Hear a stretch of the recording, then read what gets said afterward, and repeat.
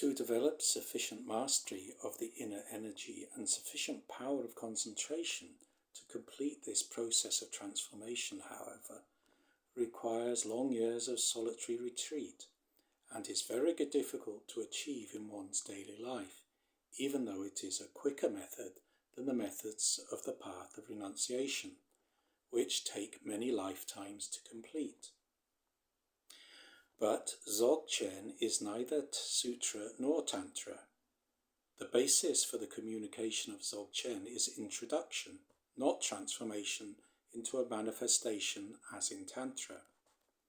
And Dzogchen's principal practices work directly at the level of mind in order to allow the individual to discover the primordial state to which he or she is introduced directly by the master, and to continue in it until the total realization of the great transfer of the body of light are achieved. It must be noted that just as the realizations that are the fruit of Tantra are different from those that are obtained as a result of applying the practices of the Sutra vehicles, the great transfer and the body of light are particular to the Dzogchen teachings and do not correspond to the attainments of the practices of Sutric and Tantric vehicles. I shall not discuss these levels here, however, but in Chapter 8 on the fruit of the Dzogchen teachings.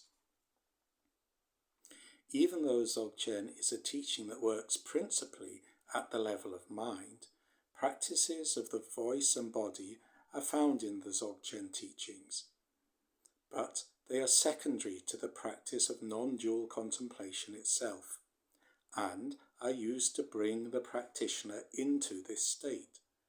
Only this contemplation can truly be called Dzogchen, but a Dzogchen practitioner may use the practices from any of the levels of Sutra or Tantra if they are found to be necessary to remove obstacles that block the state of contemplation.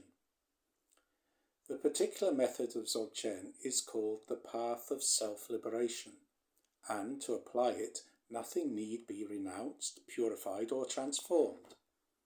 Whatever arises as one's karmic vision is used as the path.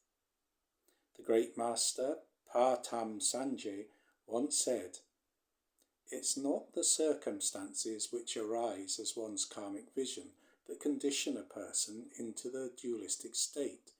It's a person's own attachment that enables what arises to condition him. If this attachment is to be cut through in the most rapid and effective way, the capacity for self-liberation inherent in the primordial state must be brought into play.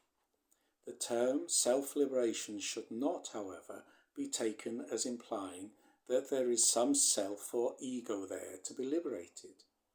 It is a fundamental assumption, as we have already said, at the Dzogchen level, that all phenomena are devoid of self-nature, and it is understood that no phenomena has inherent existence.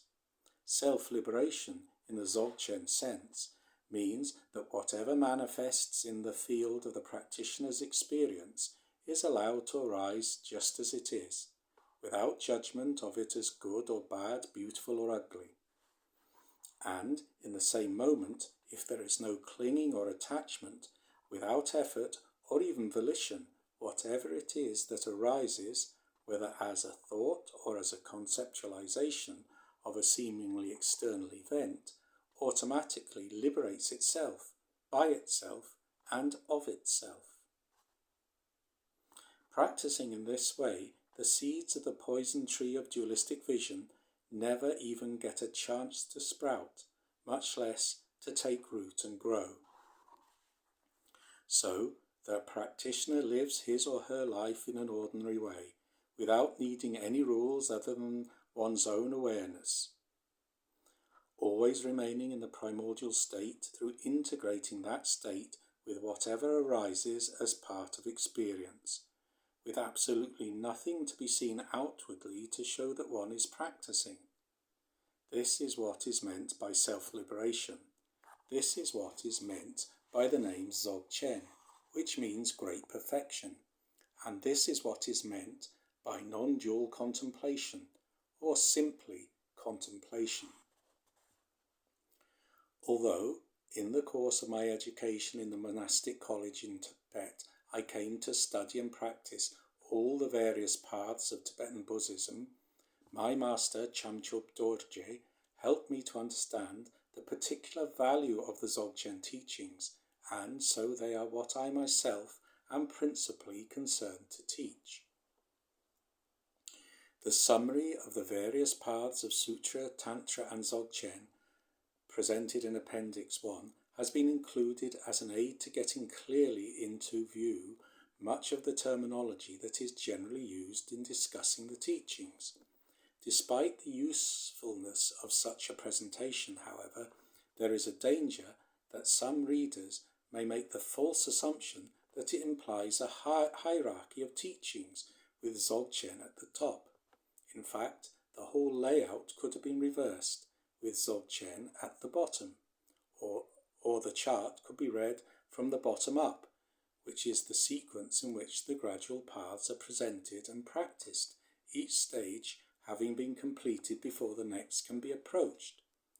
Dzogchen differs from the gradual paths because the master introduces the disciple directly to the great perfection, which is the heart of all the paths. But the reason why so many paths exist is that there is thus a teaching suited to the capacity of every individual. So, for example, for someone to whom the sutra teaching is best suited, that teaching can be said to be the highest, because that is the teaching that will work best for that individual. Any use of the words high or highest in relation to Dzogchen teaching should be read with this important proviso in mind. It was in the great 8th and 9th century CE Master Padmasambhava who was primarily responsible for enabling the Buddhist teachings to become established in Tibet, where obstacles had previously been created by the shamanistic practitioners of the indigenous Bon traditions. Padmasambhava was a totally realized being who manifested an extraordinary birth in Ogyen, where he received visionary transmission of Dzogchen directly from Garab Dorje, as well as receiving the lineal or Kama transmission from the spiritual successors of Garab Dorje, who were his contemporaries. Later, he travelled to India, where he absorbed and mastered all the tantric teachings being taught there at that time. He developed the capacity to transform himself into any form he chose, as well as all the other siddhis or powers that may arise when the dualistic condition is overthrown. Thus, when he was invited to go to Tibet to further spread the Buddhist teachings there, he was able to overcome the obstacles that he encountered in the form of negative energies by means of his own superior powers. Bon shaman priests had the capacity to focus the various dominant energies of Tibet. They had used this power to make it difficult for the Buddhist teachings to take root there. Padmasambhava manifested in various forms to gain mastery of the local dominant energies himself and to harness them to protect the Buddhist teachings, of which they then became the guardians.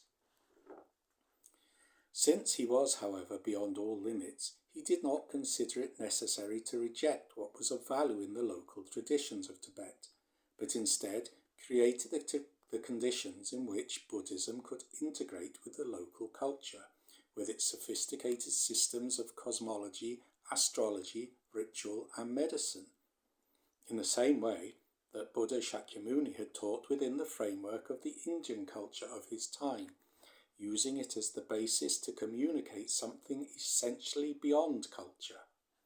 Thus, through Padmasambhava's influence and activity, there came into being that great confluence of spiritual traditions from Ogyen, India, and local Bonpo sources that is what we now know as the characteristically Tibetan form of Buddhism. The original disciples of Padmasambhava in Tibet did not consider themselves a school or sect. They were simply practitioners of Tantric Buddhism and Dzogchen. But when there arrived later different traditions of practice following other lines of transmission from Indian Tantric masters, and these developed as schools, the original followers of Padmasambhava became known as the Nyingmapa, the Ancient Ones, or Ancient School. One must be careful to avoid the mistake, however, of thinking that the Dzogchen teachings are a school or sect in themselves, or that they belong to any school or sect. What is meant by Dzogchen is always the primordial state, or a practice that enables us to discover and remain in that state. And although a lineage of transmission of this state from master to disciple does indeed exist, members of that lineage, all equally practitioners of Dzogchen, could be and still can be found in all the schools of Tibetan Buddhism, or among the practitioners of Bön, or belonging to no school or sect at all.